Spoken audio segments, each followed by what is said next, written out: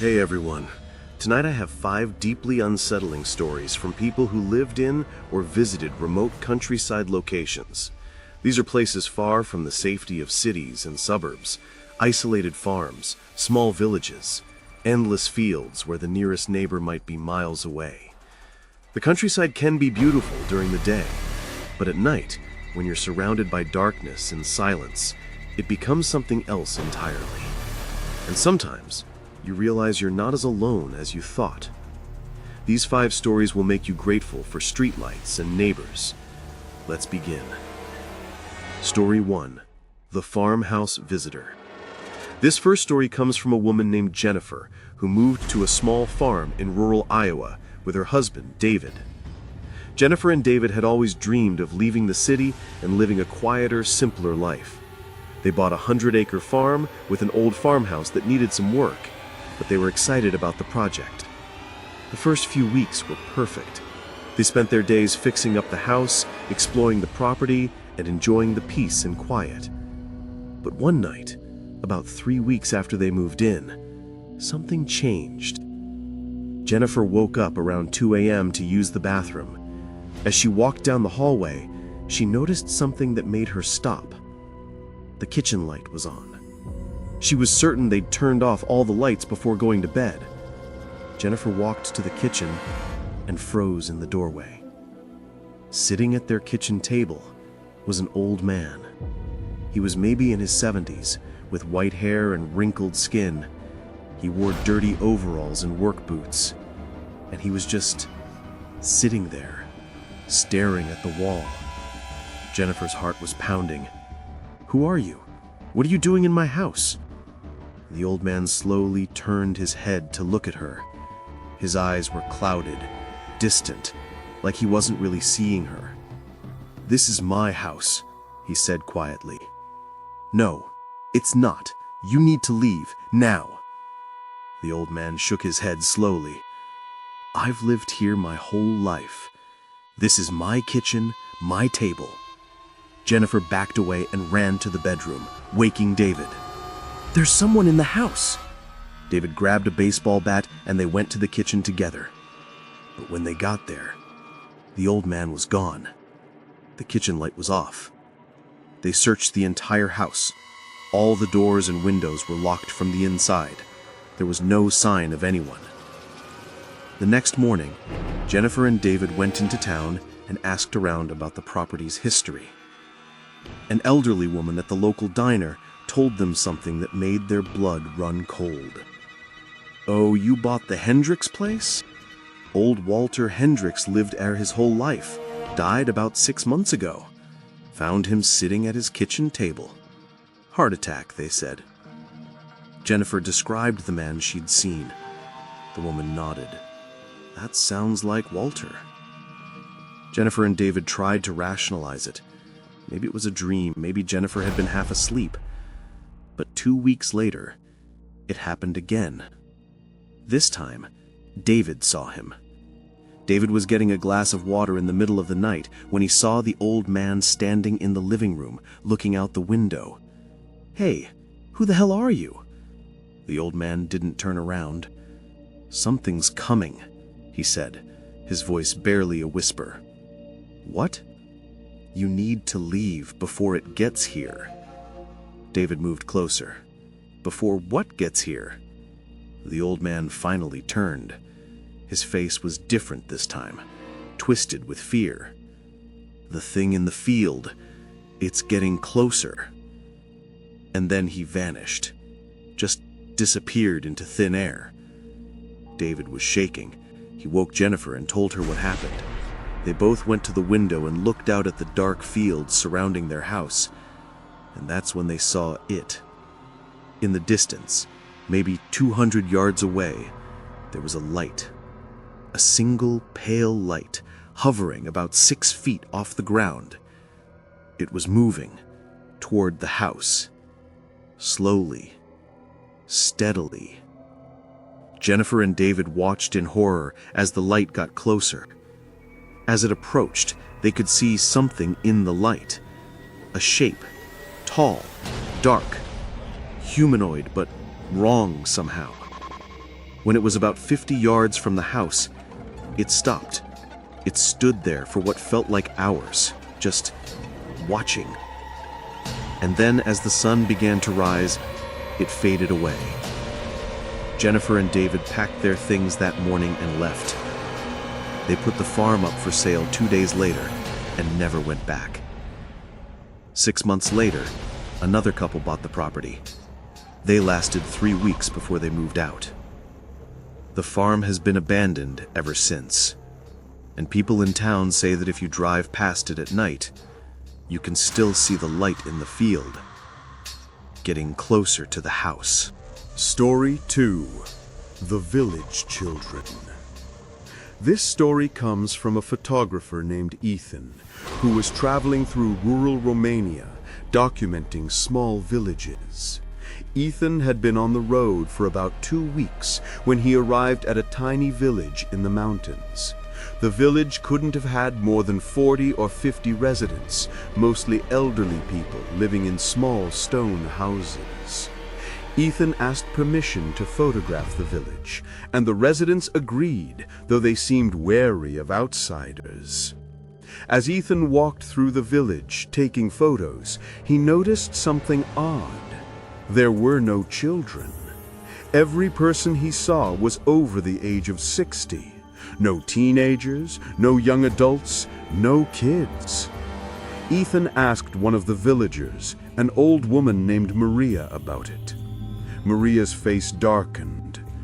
"The children don't live here anymore." "What do you mean?" Maria looked around nervously, then leaned closer. "They took them. Years ago." "Who took them?" Maria wouldn't say anything more. She just walked away.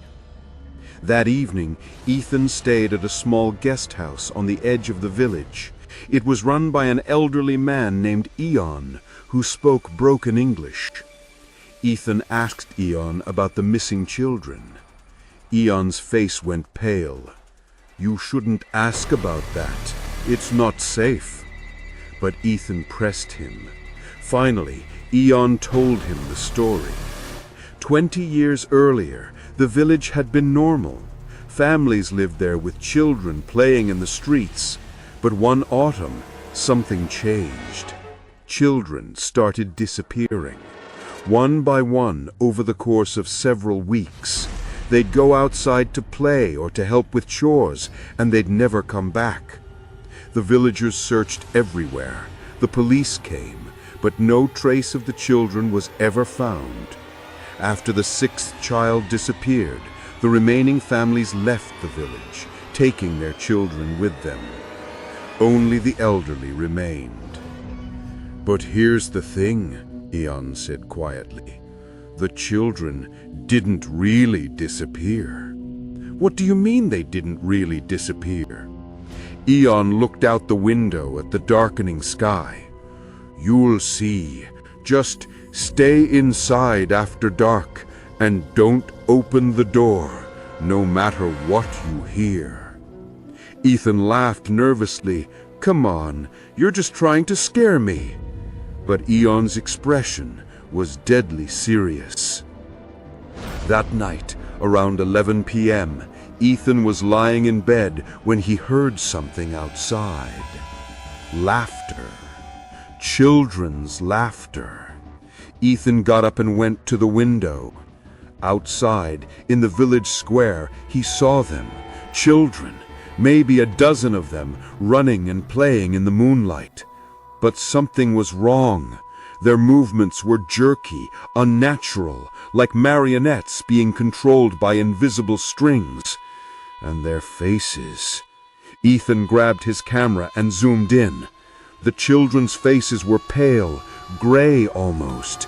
Their eyes were dark, hollow sockets, and their mouths were stretched into wide, frozen grins. Ethan's hands were shaking. He watched as the children ran through the village, their laughter echoing off the stone buildings. And then one of them stopped. Directly below Ethan's window, the child looked up, straight at Ethan. Its mouth moved, but the voice that came out was wrong. too deep, too old. Come play with us." The other children stopped and turned to look at the window. "Come play with us," they all said in unison. Ethan backed away from the window, his heart pounding. The children started walking toward the guest house.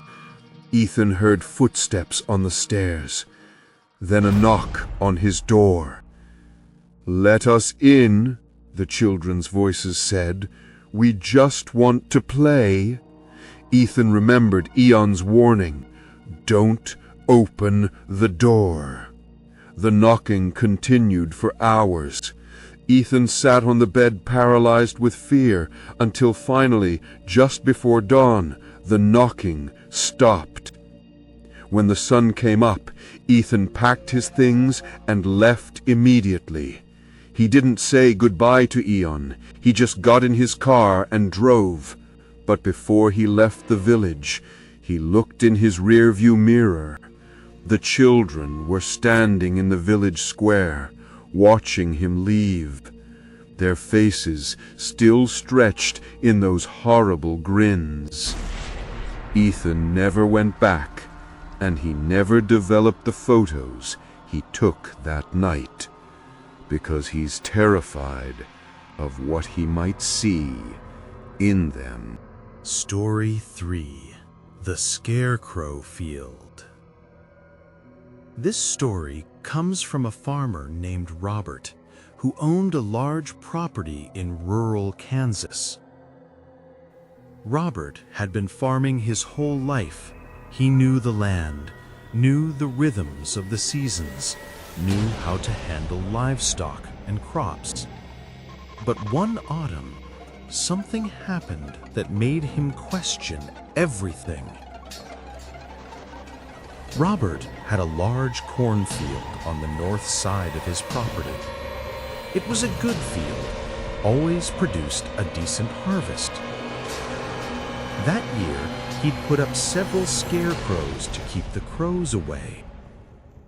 One evening, as the sun was setting, Robert drove his truck out to the field to check on the irrigation system. As he drove along the dirt road beside the field, he counted the scarecrows.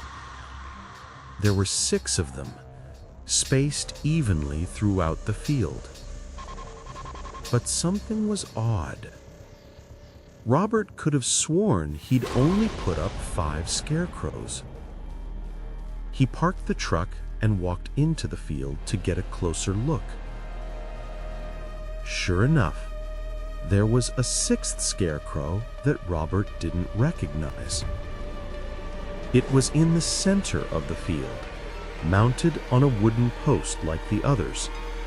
It wore a tattered coat and a wide-brimmed hat. Its face was made from a burlap sack, but Robert hadn't put it there. "Must have been the farmhands," Robert muttered to himself. He made a mental note to ask them about it in the morning. The next evening, Robert drove past the field again. He counted the scarecrows. 7. Robert's stomach tightened. There were definitely only 6 yesterday. He got out of the truck and walked into the field. The new scarecrow was near the edge, close to the tree line. Robert walked up to it and examined it closely. The clothing was old, weathered. The burlap face was blank, no features drawn on it. Robert reached out to touch it, and the scarecrow's head turned. Robert stumbled backward, his heart racing. The scarecrow's head was now facing him directly. But Robert hadn't touched it, and there was no wind. Robert ran back to his truck and drove home. That night, he told his wife Linda what had happened. "You're probably just tired," she said. "You've been working too hard." But Robert knew what he'd seen. The next day, Robert went back to the field with 2 of his farm hands. They counted the scarecrows. 8. The farm hands swore they hadn't put up any new scarecrows. Robert decided to take them all down. But when they tried to remove the ones they didn't recognize, they found something horrifying. The scarecrows weren't mounted on wooden posts. They were standing. Their posts were legs. Human legs. Or at least they looked human. But the skin was gray, leathery. And when Robert pulled at one of them, it didn't fall over. It moved. The scarecrow turned its head slowly and looked at Robert. And then its burlap face split open. A mouth full of yellowed, broken teeth. "Leave," it hissed. Robert and the farm hands ran. They got in the truck and didn't stop until they were back at the farmhouse. Robert called the police, but by the time they arrived and went to the field, the scarecrows were gone. All of them, even the ones Robert had originally put up. The field was empty. Robert sold the property 3 months later. The new owner plowed under the cornfield and planted wheat instead. But locals say that if you drive past that field at dusk, you can still see them. Figures standing in the field, watching the road, waiting for someone to come too close. Story 4. The Country Road Hitchhiker. This story comes from a truck driver named Dale, who was driving through rural Kentucky late one night. Dale had been driving for over 10 hours and was exhausted. The road he was on was a 2-lane highway that cut through miles of farmland and forest. There were no towns, no gas stations, nothing but empty fields and darkness. Around 2 a.m., Dale saw something in his headlights. A person standing on the side of the road. As Dale got closer, he could see it was a young woman, maybe in her 20s, wearing a white dress. She had her thumb out, hitchhiking. Dale normally didn't pick up hitchhikers, but something about this felt wrong. The woman was in the middle of nowhere, miles from any town. How had she gotten there? Dale pulled over. The woman walked up to the passenger window. She looked cold, her arms wrapped around herself. "You need a ride?" Dale asked. The woman nodded. "Please, I need to get home." Dale unlocked the door, and the woman climbed in. "Where are you headed?" Dale asked. The woman pointed down the road. "Just up ahead. Not far." Dale started driving.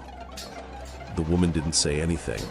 She just stared out the windshield, her expression blank. After a few minutes of silence, Dale tried to make conversation. "What are you doing out here so late?" The woman didn't respond. "Miss?" The woman slowly turned her head to look at him, and Dale's blood ran cold. Her eyes were completely black. No whites, no pupils, just solid black. "You should stop," the woman said, her voice flat and emotionless. Dale's hands tightened on the steering wheel. "What?" "Stop the truck. You need to get out." Dale's heart was pounding. He wanted to pull over and tell her to get out, but he was terrified. Why do I need to get out? The woman's face twisted into something that wasn't quite a smile. Because if you don't, you'll end up like me. Dale slammed on the brakes and the truck skidded to a stop. Get out! Now! The woman didn't move. She just sat there, staring at him with those black eyes. Get out! Dale screamed. The woman slowly opened the door and stepped out of the truck. Dale watched in his side mirror as she stood on the side of the road, perfectly still. He floored the gas pedal and sped away. Dale drove for another 20 minutes before he felt safe enough to stop. He pulled into a rest area and tried to calm down, his hands shaking. The next morning, Dale told a state trooper what had happened. The trooper's face went pale.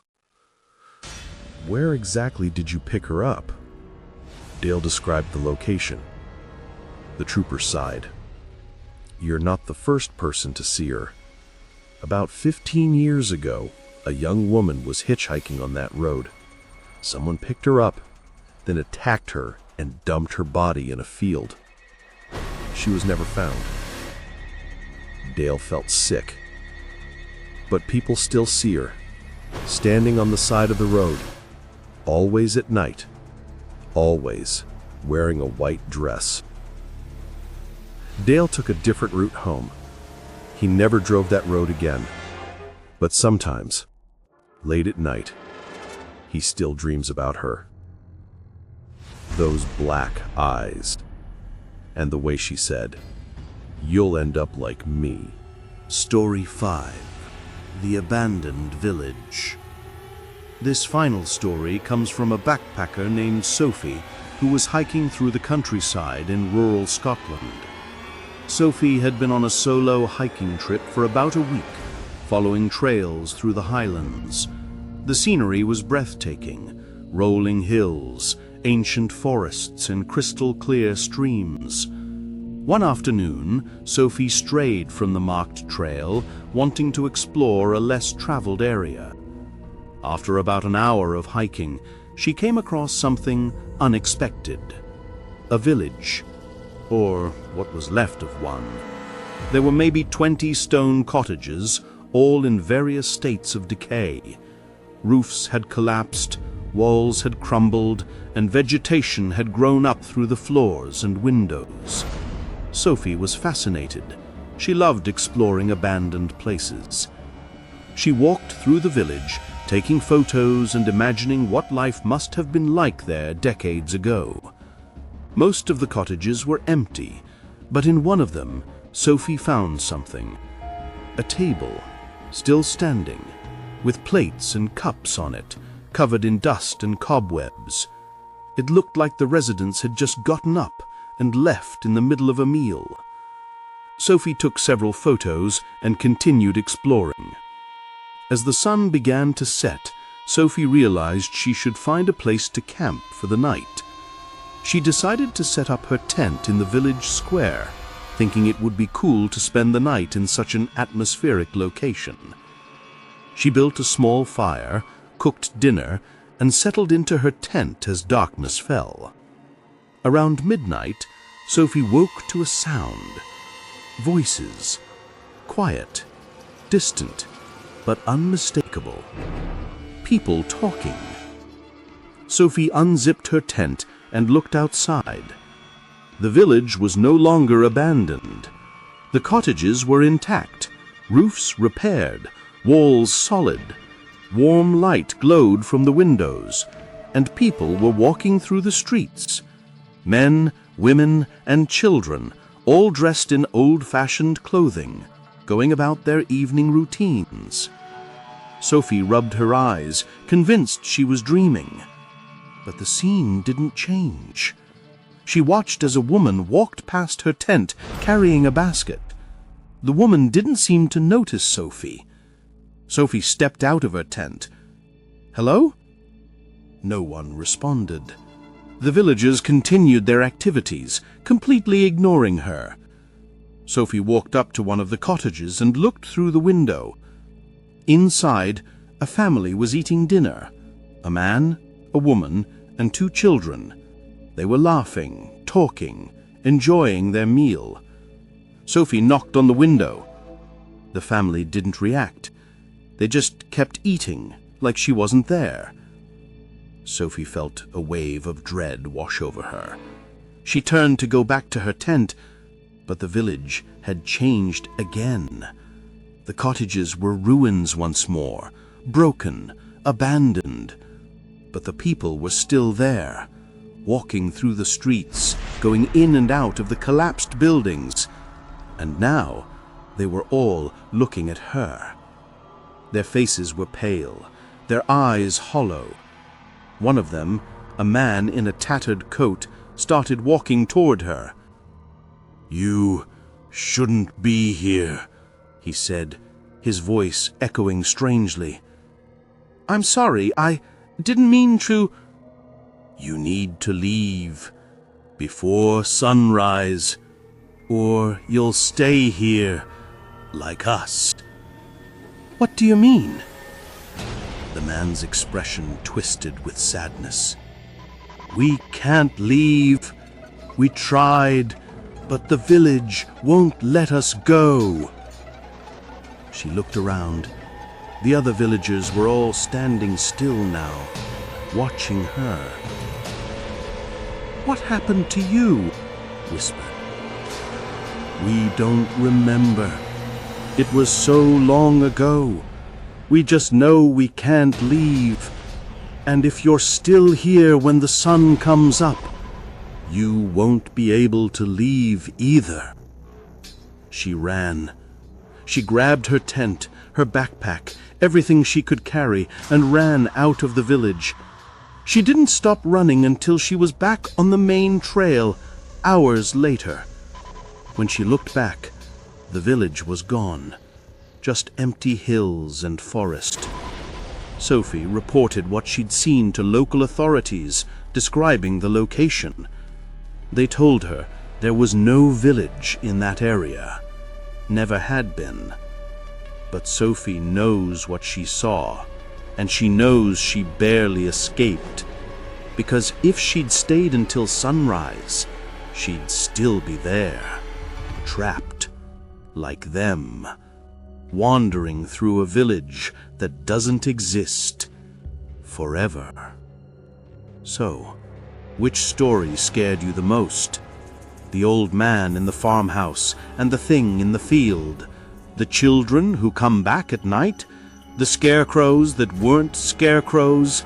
The hitchhiker with black eyes? Or the village that exists only in the darkness? Let me know in the comments below. And if you ever find yourself in the countryside, far from civilization, remember, just because you can't see anyone doesn't mean you're alone.